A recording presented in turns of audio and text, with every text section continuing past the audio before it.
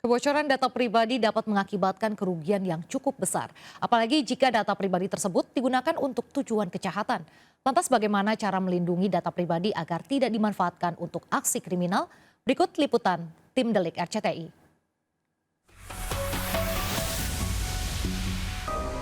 Ratusan warga di Desa Sukabakti, Kecamatan Tarogong Kidul, Kabupaten Garut, Jawa Barat tiba-tiba mendapat tagihan utang dari salah satu lembaga permodalan. Padahal menurut warga tidak merasa meminjam uang Rp1 pun kepada PT Permodalan Nasional Madani atau PNM. Warga pun berbondong-bondong mendatangi desa dan membuat surat pernyataan tidak memiliki pinjaman. Warga kesal ditagih oleh petugas PNM yang diketahui meski tak memiliki utang. Bahkan jumlah warga yang mengalami hal serupa mencapai ratusan orang. Diduga kasus ini dilakukan oleh oknum yang tidak bertanggung jawab yang sengaja mencuri data pribadi milik warga dengan menggunakan KTP untuk dijadikan jaminan. Sinta, warga Desa Sukabakti, mengaku bahwa dirinya merupakan satu dari ratusan korban pinjaman fiktif. Data ada, padahal belum pernah sama sekali ikutan pinjam ke bank ini. Kaget, kenapa kok bisa data pendudukan bisa tersebar gitu? Padahal ibu tidak merasa ya? Tidak merasa, soalnya nggak pernah gitu ikut-ikutannya gitu ya, janji nggak pernah. Beragam, ada 850, ada yang 2 juta, nggak tahu. Korbannya banyak, Bu? Banyak, kalau nggak salah 560. Pengakuan lain datang dari Ima. Korban pinjaman fiktif ini merasa dirugikan. Ima tak pernah mengajukan pinjaman pada PT PNM, namun akhirnya harus menjadi korban. Katanya punya hutang 2 juta, sisanya 850.000 lagi. Pencairannya itu tanggal 20 Oktober 2022, hampir setahun. Bahkan saya pun nggak tahu punya utang segitu. Cicilannya itu berapa sebulan? Nggak tahu, karena dibayar sama oknum yang tidak bertanggung jawab. Oh, gitu. Ima, Sinta, dan semua korban menduga kuat kasus ini terjadi karena adanya penggunaan data warga desa untuk pengajuan pinjaman oleh oknum. Kayaknya seperti itu. Data ada kebocoran data, ada penyalahgunaan data.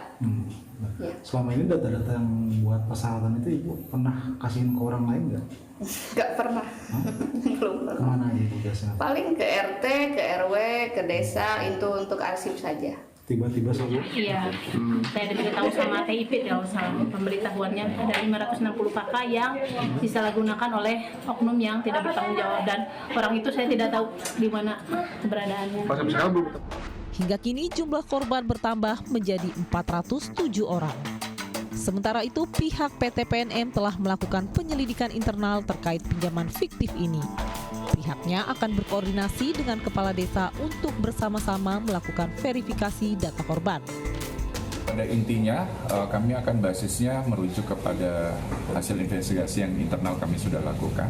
Kami telah melakukan komunikasi dengan baik dengan kepala desa Subakti dan masyarakat di sana, termasuk juga pendalaman kemungkinan yang ada, sehingga kalau tadi misalnya apakah masuk ke ranah hukum segala macam, sekiranya kami harus melihat verifikasi dan investigasi secara keseluruhan, kemudian baru kami bisa melakukan langkah. Penyalahgunaan data yang berujung pada pencatutan nama ratusan warga dalam pengajuan pinjaman kini mulai ditangani polisi. Yang dirugikan.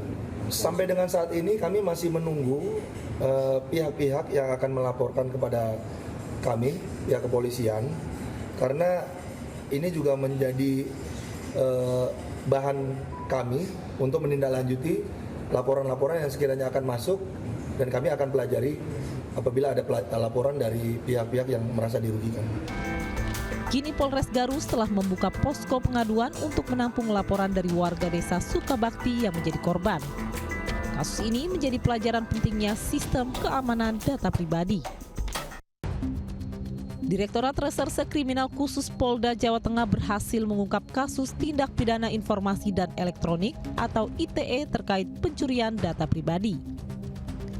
KA 26 tahun warga Banyu Putih, Kabupaten Batang, Jawa Tengah hanya bisa pasrah saat digelandang untuk gelar kasus pencurian data pribadi. KA yang memiliki konter seluler itu mengaktifasi kartu perdana atau SIM card dan dijual dengan menggunakan data pribadi milik orang lain. Sementara untuk mendapatkan data pribadi tersebut, AK mencuri data pribadi milik orang lain lewat internet. Menjadi perhatian bagi kami, kenapa data identitas kok bisa terbuka secara umum. Dan sangat rentan sekali ini dipergunakan untuk kepentingan-kepentingan kriminal. Polisi juga berhasil menyita 1.000 kartu perdana berbagai provider yang sudah teraktivasi dengan data milik orang lain dan 4.700 kartu yang belum diaktifasi. Akibat data pribadi yang bocor, korban pun mengalami kerugian material yang tidak sedikit. Berikut liputannya. Kebocoran hingga pencurian data juga bergerak lurus dengan kemajuan teknologi. Mengingat ragam modus penipuan yang dipakai untuk mendapatkan untung namun dengan tindakan melawan hukum. Itu yang bermodus kepada motif-motifnya selalu ekonomi. Dan ini bisa dilakukan oleh sindikat atau bisa dilakukan oleh kelompok-kelompok ya, kelompok-kelompok yang kemudian mempunyai mufakat untuk melakukan satu tindak pidana untuk kepentingan-kepentingan mendapatkan manfaat dari segi ekonomi secara cepat. Nah, itulah yang biasanya modus-modus mereka itu adalah untuk kepentingan-kepentingan yang sifatnya adalah kepentingan ekonomi tadi. Untuk mengetahui dampak kerugian yang dialami oleh korban yang mengalami kebocoran data, tim Delik mendapatkan cerita dari Ilham Bintang. Pria ini harus mengalami kerugian ratusan juta rupiah akibat data pribadinya yang dicuri oleh pelaku.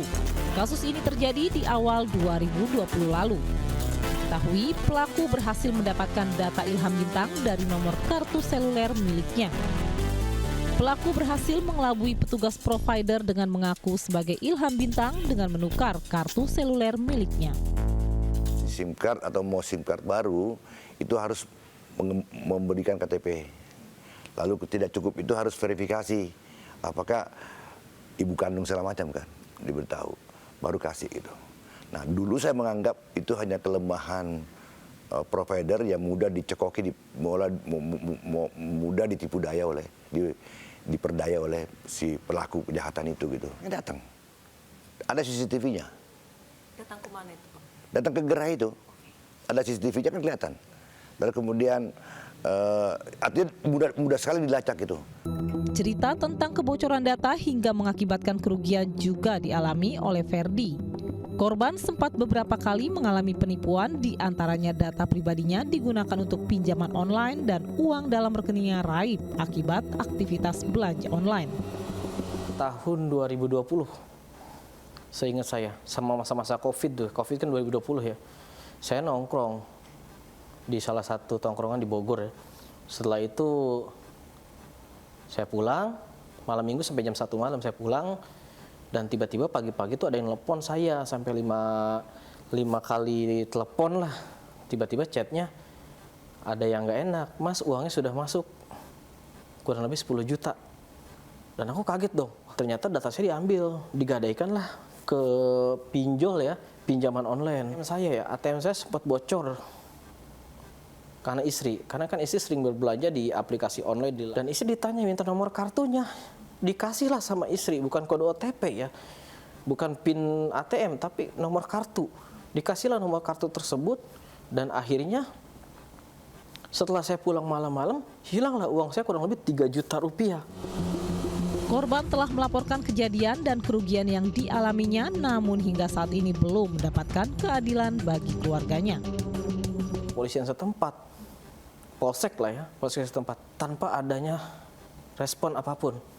Sebulan 2 bulan, oke saya pengen cepat segera diselesaikan karena itu uang saya gitu kan, dan nama saya dicecer dan saya laporkan ke Polres Bogor. 2020 saya pernah dipanggil tuh sekali 2 kali akhir tahun, cuman sampai sekarang nggak ada tindak lanjuti.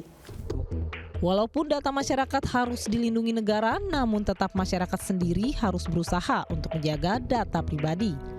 Mengingat modus operandi para pelaku selalu berkembang, keamanan data pribadi juga harus terus ditingkatkan. Pada saat kita melakukan pengiriman data ke pemerintah, katakan seperti itu, apakah memang katakanlah kita mengirimkan lewat HP, apakah HP-nya kita aman? Jadi misalnya ada sesuatu virus yang kita install di HP kita. Kita ngirimkan data KTP yang diperlukan oleh instansi tersebut. Sebelum diambil oleh pemerintah, kan data kita itu sudah diambil oleh seseorang atau orang hacker yang masuk ke dalam perangkat kita. Berulangnya kasus pencurian dan kebocoran data yang merugikan masyarakat akhirnya menimbulkan pertanyaan, apakah hingga saat ini pengamanan data pribadi yang dilakukan pemerintah sudah maksimal untuk melindungi masyarakat?